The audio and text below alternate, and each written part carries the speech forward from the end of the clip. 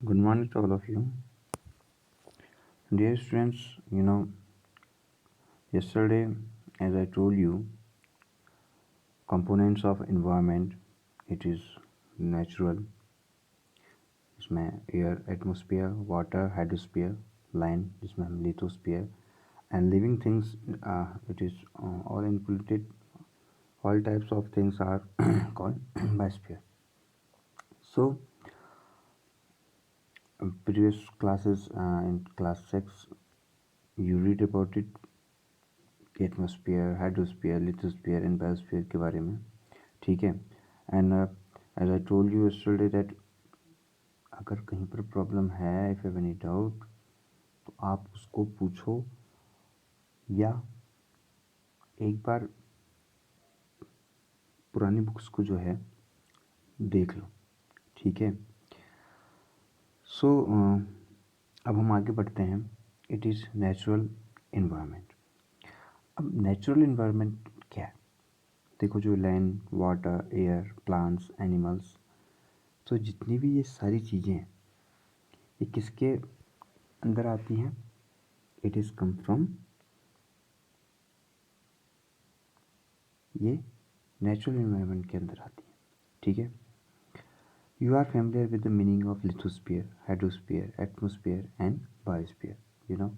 As I told you that in previous classes, class 6 में हमने 5th या 6th chapter में हमने पढ़ा था कि लिथोस्फीयर क्या है, हाइड्रोस्फीयर क्या है, एटमोस्फीयर क्या है, बायोस्फीयर क्या है। ओके, सबकी अपने अपने क्या है इम्पोर्टेंस हैं, ठीक है। तो लिथोस्फीयर जो क्या है वो सॉलिड क्रस्ट और the hard top layer of the अर्थ, जो लिथोस्फीयर है, ठीक है। ये क्या है? It is a solid crust है जो हम जहाँ हम रह रहे हैं, ठीक है। It is made up of rocks and minerals and covered by thin layer of soil. तो ये रॉक्स, मिनरल्स और सॉइल की थिन लेयर से क्या है, ढका हुआ है। तो it is called lithosphere. Okay, it is an irregular surface with various landforms such as mountains, plateaus, plains, valleys, etc. तो ये जो माउंटेन्स, प्लेट्यूज, प्लेन्स और जो वैलीज हैं, तो इसका जो जो ये कंटेंट्स हैं,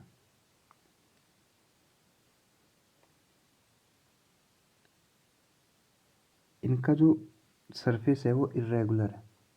एज यू सी, जैसे यहाँ क्या है कि बड़े बड़े माउंटेन्स हैं, okay. And when you go to plain side, like when you go Nagpur से आगे अगर आप जाओगे तो आप देखोगे कि वहाँ आपको you can see any type of mountain, वहाँ आप माउंटेन नहीं देख पाओगे। आप इससे पहले गए भी होंगे, ठीक है। तो वो क्या है, प्लेन है। तो ये सारी चीज़ें क्या इसके अंदर आती हैं, लिथोस्फीयर के अंदर आती हैं। Lithosphere is a domain that provide us forest, grassland for grazing, land for agriculture and human settlements. It is a it is also a source of mineral wealth. So you know, जो lithosphere है ये forest, grassland for grazing, land of for agriculture and human settlements की क्या कर आता है, काम आता है। सो तो इसी लिथोस्फीयर में हम क्या करते हैं, एग्रीकल्चर का काम भी करते हैं। फार्मर्स जो हैं वो अपनी खेती करते हैं। एंड जो फॉरेस्ट हैं, ग्रासलैंड्स हैं, ठीक है। तो ये सारी चीज़ें किस में आती हैं, लिथोस्फीयर के अंदर आती हैं। It is also a source of mineral wealth. ये क्या है, मिनरल वेल्थ का भी क्या है, एक काम करता है। The domain of water is refer to as hydrosphere. So जो वाटर है,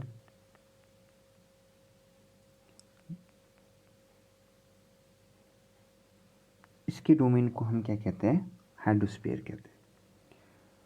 तो जितने भी वाटर की जो चीज़ें हैं लाइक रिवर, लेक्स, ओशन और अदर जो बॉडीज़ हैं वाटर की, व्हाट वी कॉल, उसे हम क्या कहते हैं, हाइड्रोस्फीयर कहते हैं।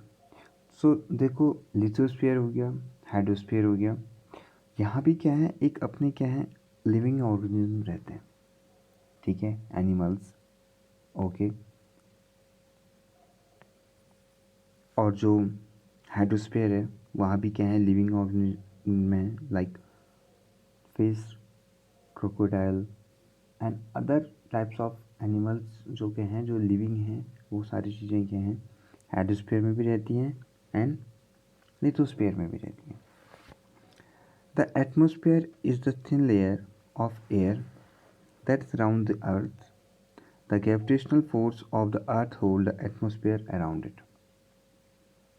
So देखो, जो इस अर्थ के चारों ओर जो एक थिन लेयर है जिसे हम क्या कहते हैं, एटमॉस्फेयर कहते हैं। तो ये एक ग्रेविटेशनल फोर्स के कारण क्या है, आपस में जुड़ा हुआ है, ठीक है। तो ये जो ग्रेविटेशनल फोर्स होता है बेटा, देखो ये सारे प्लैनेट्स में एक दूसरे के को अट्रैक्ट करने एंड किसी भी, जैसे हमारा एटमॉस्फेयर है, इसकी थिन लेयर को क्या ग्रेविटेशनल फोर्स ही क्या कर रहा है, अपनी ओर अट्रैक्ट किए हुए है, अपनी ओर खींचे हुए है, जिसके कारण क्या है, ये चारों ओर जो हम अपने विंड्स, एयर, जो हम सारी चीज़ें यहाँ जो वेदर की जो घटनाएं होती हैं, ठीक है, धूप, सर्दी, ओके, जितने भी सेशन जो चेंज होते हैं वो किसके कारण होते हैं, वो इसी एटमॉस्फेयर में होते हैं, okay. It protect us from the harmful rays and scorching heat of the sun. तो ये जो लिथोस्फीयर है, देखो सन है तो सन से ज़रूरी नहीं है कि सभी जो हैं अच्छी रेज आएँ, कुछ हार्मफुल रेज भी जो हैं सन से आती हैं, ठीक है। तो उनसे भी क्या करता है, हमें ये बचाता है, okay. It consist of number of gases, dust and water vapour. The changes in the atmosphere produce change in the weather and climate. So as I told you कि जितने भी ये क्लाइमेट और जो वेदर चेंज होते हैं वो किसके कारण होते हैं वो किस में होते हैं, वो इसी एटमॉस्फेयर में होते हैं, ठीक है। Plant and animal kingdom together make biosphere और द लिविंग वर्ल्ड। सो जितने भी ये प्लांट्स हैं, एनिमल्स हैं, ओके, जितने भी इस वर्ल्ड में क्या हैं, लिविंग थिंग्स हैं, ये एक किसका निर्माण करते हैं, किसको बनाते हैं, व्हाट वी कॉल बायोस्फीयर। उसे हम क्या कहते हैं, बायोस्फीयर कहते हैं। क्योंकि प्लांट्स, एनिमल्स और जो अदर लिविंग थिंग्स हैं, ये सारी चीज़ें क्या हैं, ये सारी चीज़ें बायोस्फीयर के अंदर आती हैं। अच्छा, lithosphere, hydrosphere, atmosphere and fourth one biosphere. जैसा कि आपने 6th क्लास में भी ये क्या है रीड किया हुआ है, ओके। तो ये सारी चीज़ें क्या हैं, एक बायोस्फीयर के अंदर आती हैं। It is a narrow zone of the earth where land, water and air interact with each other to support life. तो ये सारी चीज़ें जिसमें land, water, wind, okay, air, तो ये सारी चीज़ें जो बनाते हैं वो बायोस्फीयर को क्या करते हैं, उसका मेक करते हैं। सो यू नो कि ये सारी चीज़ें, लिथोस्फीयर, हाइड्रोस्फीयर, और biosphere, atmosphere.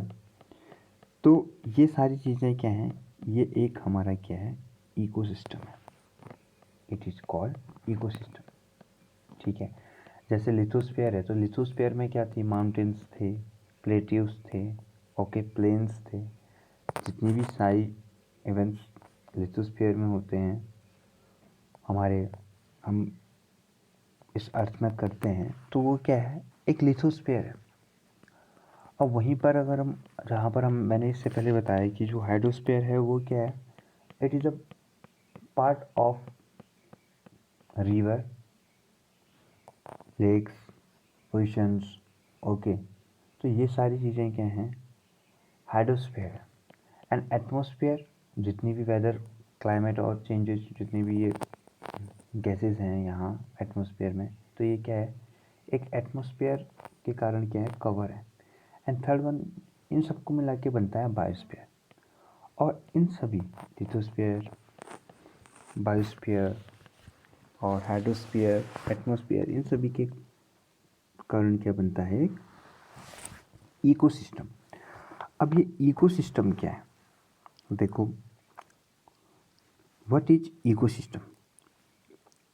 There is a story you can see on your book. At an NCC camp that Ravi's class was attending, Jesse exclaimed, "What a happy downpour! It reminds me of my in Kerala. You should come and see how it pours and pours and pours over the lush green fields and coconut plantation." So, देखो, जो रवि है, NCC camp चल रहा है उनका, तो जैसी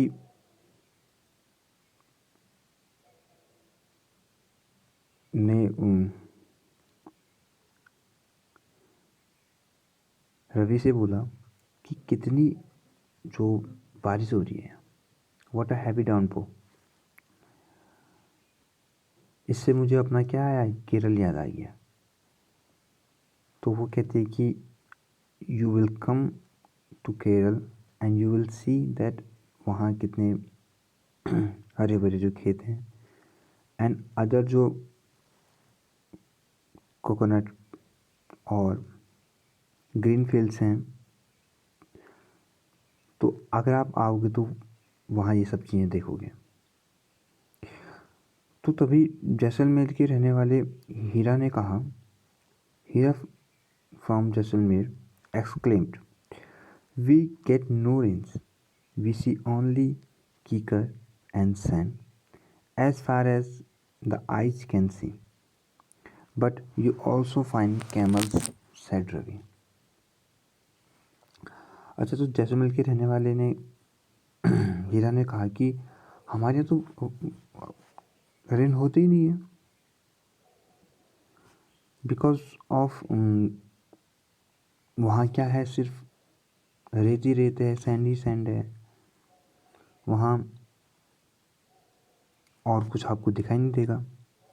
तो रवि कहता है कि लेकिन वहाँ कैमल्स तो हैं, okay. Hira says, not just camel, if you visit our desert you will see snakes, lizard and many insects too. So तो वहाँ ये सब चीज़ें क्या हैं, एनिमल्स मिलते हैं। Ravi wondered, why do the animals, the vegetation and the way people live vary from place to place? Are they are related to each other? Oh yes, very much so, the teacher replied. So Ravi कहता है कि क्यों, अब देखो, there is a curiosity in your own mind कि हर जगह अलग अलग लिविंग थिंग्स जो हैं और non living things, like living things में अगर हम कहें प्लांट्स एंड एनिमल्स हैं, ठीक है। तो ये सारी चीज़ें अलग अलग क्यों हैं हर जगह, ओके। तो teacher, so there is a relation between, इन सब के बीच क्या है, एक रिलेशन है। So जितने भी all plants, animals and human beings depend on their immediate surrounding. Often they are also independent on each other. तो वो क्या है, एक दूसरे से क्या है, डिपेंडेंट है.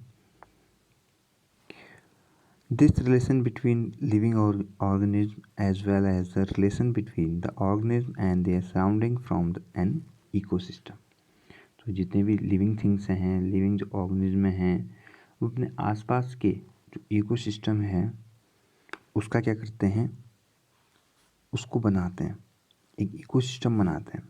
तो मैंने आपसे जैसे कहा, तो lithosphere, hydrosphere, atmosphere and this all 4 types of जो चीज़ें हैं, ये क्या हैं, एक इकोसिस्टम बनाते हैं. ठीक है. There could be an ecosystem of large rain forest, grassland, desert, mountains, lake, river, ocean and even a small pond. तो सभी का क्या है, अपना एक इकोसिस्टम है. इवन यू कैन सी जो एक पॉन्ड है, अगर उसमें जो फिशेस रहती हैं तो उसका भी अपना एक क्या है, एक इकोसिस्टम है. तो इकोसिस्टम को आप इस तरीके से समझ सकते हो कि जितने भी लिविंग थिंग्स हैं, लिविंग ऑर्गेनिज्म हैं, जहाँ वो रहते हैं, ओके, वो क्या है, वहाँ की सारी चीज़ें को लेके जो लिविंग थिंग्स हैं वो एक इकोसिस्टम का निर्माण करती हैं, इकोसिस्टम बनाती हैं. ठीक है. तो ये सारी चीज़ें क्या हैं, एक इकोसिस्टम लिथोस्फीयर में, हाइड्रोस्फीयर में, ओके, एंड ये सारी चीज़ें एटमॉस्फेयर में हमारे. जैसे लिथोस्फीयर में अगर हम देखें कि in our Pithoragarh for example, कि यहाँ पर इन फॉरेस्ट में जितने भी टाइप्स ऑफ लिविंग ऑर्गेनिज्म रहते हैं वो अपना क्या है, एक इकोसिस्टम बना रहे हैं. ठीक है. तो इकोसिस्टम वो है जिसमें it is a system form by the interaction of all living organism. जो सभी लिविंग ऑर्गेनिज्म का क्या है, एक इंटरेक्शन है with each other and with the physical and chemical factor of the environment in which they live, all linked by transfer of energy and material. तो जितने भी ये लिविंग थिंग्स हैं, लिविंग ऑर्गेनिज्म हैं, ये कहाँ रहते हैं, ये एक इकोसिस्टम में रहते हैं. ठीक है. और they are all connected to with each other. सभी क्या हैं, एक दूसरे से कनेक्टेड हैं. All linked by transfer of energy and material. ये सभी क्या हैं, एनर्जी को एक से दूसरे पे क्या कराते हैं, एक दूसरे से उनका क्या है, आपस में रिलेशन है. So dear students, today you know about what is natural environment and lithosphere, hydrosphere, biosphere and atmosphere, okay, and what is an ecosystem. So इसको क्या करना है, आज चैप्टर को रिपीट करना है, चैप्टर को एक बार रीड करना है. अगर आपको कहीं पर प्रॉब्लम है तो आप एक बार और मुझे वॉइस मैसेज के थ्रू यू कैन आस्क मी कि सर ये क्वेश्चन मुझे पूछना है. तो देखो, ये पढ़ना ज़रूरी है पूछने के लिए. ठीक है. तो आज इसे रीड करना, और उसके बाद अगर if you have any doubt so you can ask me. Okay, good bye.